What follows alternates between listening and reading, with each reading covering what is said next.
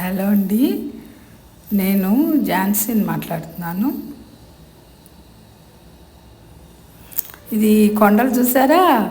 ఇవి కొండపల్లి కొండలు అంటండి.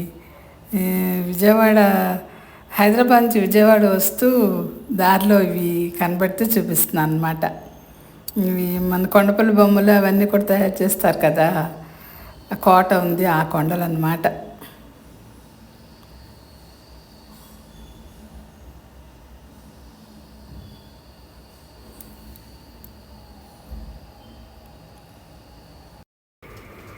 హలో అండి.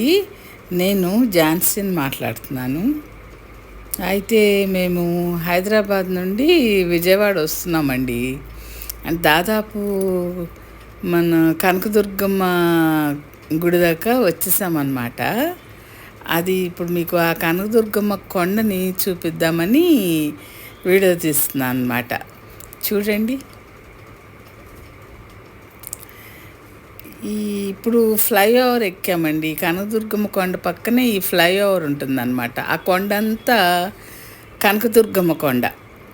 ఈ ఫ్లైఓవర్ ప్రత్యేకత ఏంటంటేనండి, ఇది సగం రోడ్డు మీద ఉంటుంది, సగం కృష్ణా నదిలో ఆ పిల్లర్స్ వేసి అక్కడ ప్లేస్ తక్కువ ఉందండి. చాలా నేరోగా ఉండేది కింద రోడ్ అంతా.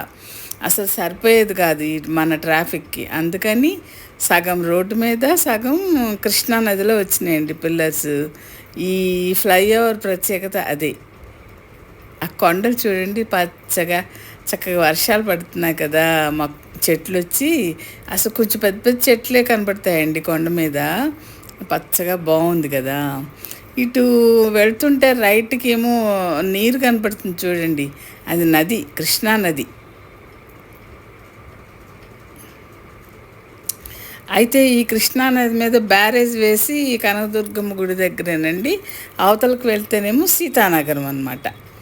అక్కడ సీతానగరం కొండ మీద కూడా ఈ మధ్య చిన్నజీయర్ స్వామి, అష్టలక్ష్మి గుళ్ళు అవి కట్టారండి. అవి కూడా బాగుంటాయి. ఈ కొండ చూడండి ఎంత బాగుందో, గ్రీన్గా. ఇదంతా కనకదుర్గమ్మ కొండేనండి.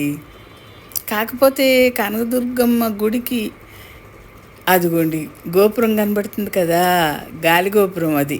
ఇది చాలా పురాతనమైన గుడి కదండి. ఆ గోపురం కూడా ఎప్పటిదో. అయితే ఇది కింద ఉండిపోయింది, గర్భగుడికి ఎదురుగా లేదని ఈ మధ్య ఏం చేశారు, గుడికి ఎదురుగా 7 అంతస్తుల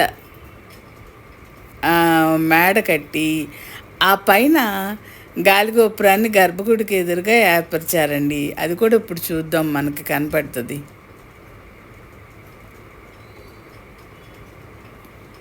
అదిగోండి ఆ బంగారం కనపడుతుంది చూసారా, అది గోపురం, అమ్మ గర్భగుడి గోపురం అనమాట.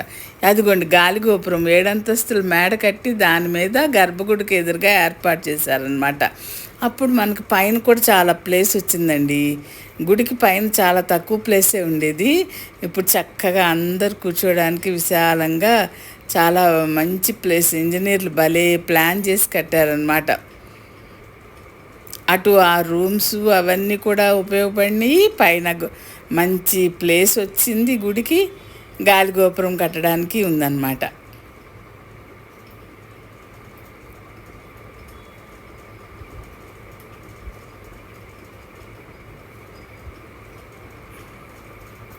అయితే కనకదుర్గమ్మ గర్భగుడి గోపురం కూడా బంగారంతోనే తాపడం చేశారండి. ఈసారి వెళ్ళినప్పుడు చూపిస్తాను అది కూడా మీకు.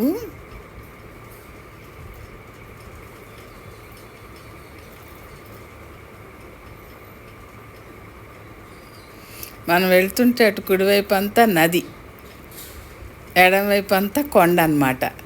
చాలా బాగుంటుందండి ఈ ఫ్లైఓవర్ మంచి వెళ్తుంటే.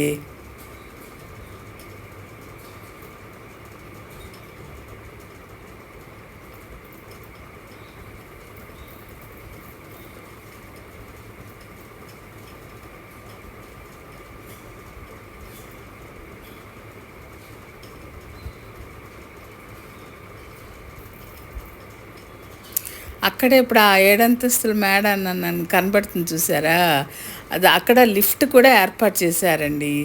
సీనియర్ సిటిజన్స్ నడవలేరు కదా ఘాట్ రోడ్ మించి మెట్ల మించి, అక్కడ అక్కడికి వెళ్ళి లిఫ్ట్ ఎక్కి పైకి వెళ్ళిపోవచ్చు అనమాట. ఇప్పుడు ఆ గోపురం గాలి గోపురం దగ్గరికి వెళ్ళిపోతాం ఆ లిఫ్ట్ ఎక్కితే. ఇంకా అక్కడి నుంచి మనకు అక్కడ ఎంత క్యూ ఉంటే ఆ క్యూలో నిలబడి మనం దర్శనం చేసుకుని రావడం అనమాట. టికెట్స్ కూడా ఉంటాయి కదా, ఎక్కువసేపు నిలబడలేని వాళ్ళేమో స్పెషల్ టికెట్ తీసేసుకుని దర్శనం చేసుకుని వస్తారు. శుక్రవారాలు సండేస్ అప్పుడు మాత్రం చాలా రష్గానే ఉంటుందండి గుడి. పైనుంచి కొండ మించి చూస్తుంటే నది కూడా చాలా అందంగా కనపడుతుంది, కృష్ణా నది.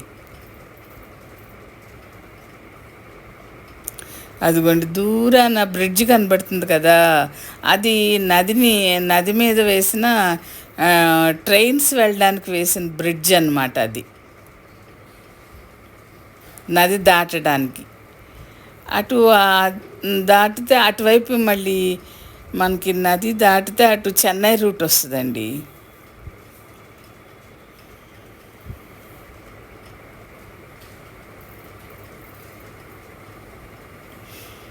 అయితే ఇంకొంచెం ముందుకెళ్తే మనకి పండిట్ నెహ్రూ బస్ స్టాండ్ అంటారు కదా, విజయవాడ బస్ స్టాండ్, అది కనబడుతుంది. చూద్దాం ఇప్పుడు.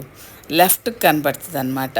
బస్సులు అవి వెళ్తూ ఉండి కనబడుతూ ఉంటుంది. కొంచెం ముందుకు వెళ్ళాలి మనం. అదిగోండి ఇంకొంచెం.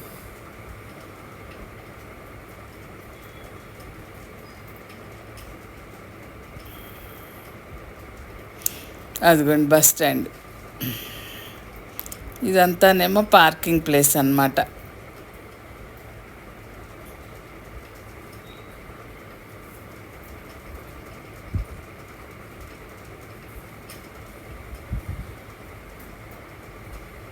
అదండి సంగతి.